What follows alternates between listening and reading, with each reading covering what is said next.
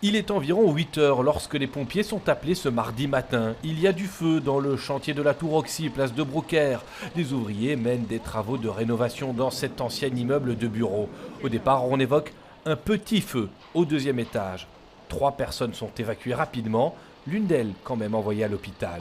Donc c'est un bâtiment énorme avec la présence de plus de 200 ouvriers. Donc on a demandé aux entrepreneurs de compter les têtes de leur personnel sur place pour vérifier s'il y a quelqu'un qui manque à l'appel ou pas. Puis on continue à chercher sur tous les étages, des étages qui sont encore en fumée, à la recherche de victimes potentielles.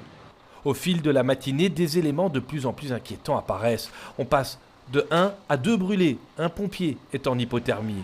Au décompte, il manque des ouvriers et des ascenseurs semblent bloqués. Plus moyen de douter, le bilan sera lourd. Et il y a toujours des personnes qui sont disparues et on a plusieurs victimes. Pour l'instant, au moment où on parle, on ne connaît pas le nombre de personnes. Non, on n'a pas encore le nombre global. On était à 6 disparus ce matin et on est encore en train d'en chercher. La cellule d'identification des victimes de la police est appelée, ainsi que l'auditorat du travail. Ce sont des travailleurs des sociétés d'entreprise qui étaient en train d'installer l'ascenseur. Ce matin, il y avait à peu près de 250 personnes qui étaient en train de travailler ici. Il y a encore 6 personnes disparues. D'où on sait qu'ils étaient en train de travailler, qu'ils ont commencé à travailler ce matin, mais où il est impossible de les contacter et dont on pense qu'ils sont toujours à l'intérieur du bâtiment.